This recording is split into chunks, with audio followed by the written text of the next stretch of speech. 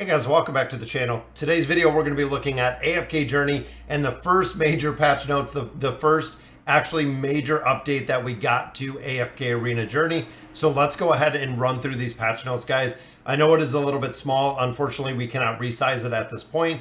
But looking at this, we have one new major hero. That is right. It is the first hero that has joined this journey. Now, at this point, unfortunately, there is not an official release date, but this does take us one step closer to being able to play this game, getting into actually the core of the game. They've added a lot more to the game. A lot of players were kind of stuck at a point where they couldn't make any more progression. So we have a new Wilder hero, Byron, the Evergreen Sentinel. Karen posting added the feature of the Karen posting. You can interact or unlock it to post messages for interaction, which I like. Added access to the loyal patronage in the trolley. You can use mithril points to redeem the corresponding rewards. Again, a lot of this game was still unlocked. It's been a lot under development. That is the reason why I have wanted to cover it so much. But again, we were kind of at a sticking point or a stopping point. So access the Mythic collection in the Mythic house. We'll check this out in just a minute. This is almost like the Field of Stars when you kind of convert it into what we do in AFK Arena. It is very similar to the Field of Stars, which of course is going to help us very much at this point in the game. So awaken level hero adjustments. This is the biggest problem that we've seen is a lot of players. Number one, we can't get enough resources to actually summon a lot of heroes.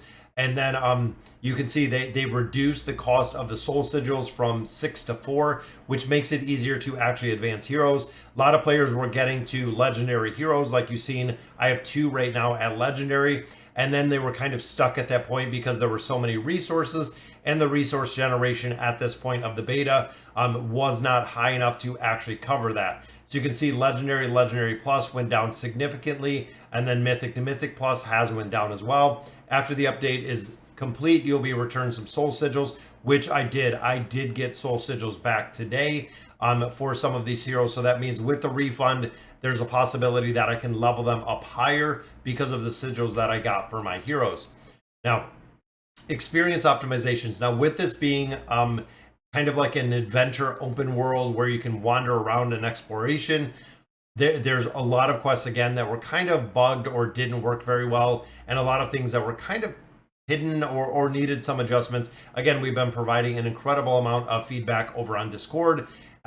Added the gathering quests in different areas, so we have more quests. We're going to have to go back and take a look at those. Added a puzzle target interface, providing convenience for you to understand their objectives clearly. Now, some puzzles you kind of went up on and just tried to figure out exactly what you had to do. Before it was, once you figured out what you had to do, the puzzle was relatively easy because, again, once you knew what you could do what you needed to.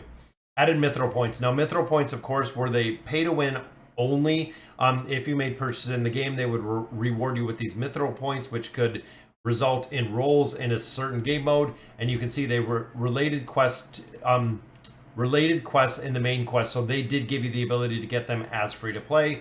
Added animal sounds to the map. Added map labeling for quest monsters.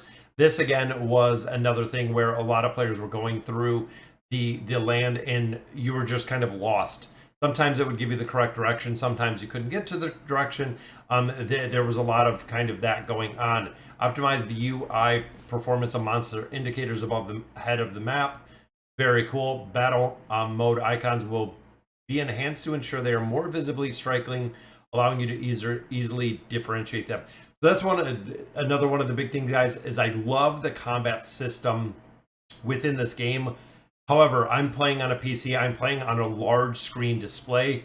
If you're playing on a phone, something of that nature, some of the stuff in this game is incredibly small, which again was a lot of feedback that we provided. It was really hard to see some of the icons or some of the things because it is tiny. If you're playing on, like an iPhone screen, it is a lot smaller to see, which I know, unfortunately, you can't play on your iPhone, which is the reason why I have the PC version. But I'm hearing rumors that is going to be coming soon. After the initial tier of artifacts to be unified as epic, after the star rating is changed to that level, the artifact has been upgraded before the update will be adjusted to a corresponding new level. Now, I've been focusing on one artifact specifically, which of course is the damage buff. Big reason for that is, again, resource generation in the beta has been incredibly difficult. To optimize the performance of some of the artifact system, improve the assist team energy recovery and battle drills. Now, battle drills is something that I love to do. It is really cool to go in there and work as a guild, which again, bringing back to AFK Arena, they have things in here that are guild focused and guild development with bosses, with battle drills. I definitely like how they did that. Tapping any reward to quick claim. This is what they did again in AFK Arena. You had to claim every single individual reward separately. Now it is just all of them together, which is awesome. Optimize the channel when a character defeats multiple enemies. Optimize skill icons. Optimize performance of some of the interfaces in the trolley system. Optimize the epic invite letter. The arena stats of excluded weapons no longer takes effect in the drill. You can see, guys, there's a lot that they went through. Adjusted the initial challenge attempts in the dream realm. Please pay attention to checking the compensation instructions in mail after the update, which we'll have to see. The maximum level Mythic Plus tier from 220 to 240. Again, and added a new tier, Supreme Plus. Normally, players were getting stuck right here. This was actually a big bottleneck, is you could get some heroes to this Mythic Plus tier, but you couldn't, you were actually stuck at that 220, again, needing resources to go further. Fixed an issue where audio and lines were out of sync, and then fixed an issue with the character chat bubble. All right, guys, so a lot of stuff in there. You can see I got quite a few sigils returned from my heroes that were built up a little bit. And then, of course, the rewards compensation. This is the active energy, but also the mithril points that we were talking about that we can collect out of there. And there we go. So the never-ending book leveled up. So again, this is what I was kind of talking about. This is part that just unlocked right now, is the Mythic collection. You can see the bonus overview. It kind of gives you a rundown of AFK rewards. You can see we have plus 7 hours. This has been capped at 16 hours since we've started playing the beta. There was no way to actually get this much higher, and you can see all my progression things kind of leveling up in the top. Arena coins go up 10%, which I love. Appointment refreshes go up 1, and then others invite letters available at the general store, epic at the general store, which means we should be able to buy them, which is going to be awesome. Now, again, similar to the Field of Stars, daily AFK EXP 30,000. You can see resonance level 140, 170, 200. So as we continue to level these up, it is giving us more experience, and it is giving us honestly a lot more in here than what we had before. We needed daily AFK essence earned +3, reach epic 2 in the PvP aspect. Again, you can see I've been PvPing for quite a bit. Peace King, reach loyal Patreon level 3 to unlock. We're already 1 and 2, so we just need 3. And then, of course, AFK attempts are going to go up, which I love, guys. As we continue, again, building this part out is huge. Now, they said there were some changes to the Emporium, which, there we go, guys. So we have the epic invite letters, and we also do have the regular invite letters. I believe we had those before, but they added a lot more stuff in here. Out of here, I've just been using gold. So gold has been the big thing. And I like that they added these little arrows that show, hey, this gear is stronger than what you're currently wearing. I've also been buying out these, the Hero Essence quite a bit. And then the Labyrinth store, it looks like the rest of the stores remain unchanged. But this was where the mithril points are. You can see we have 210 right here. The Hamster Advanced Tile 3. This is a game mode we've never been able to play, unfortunately, because of the mithril. So advance 1 step.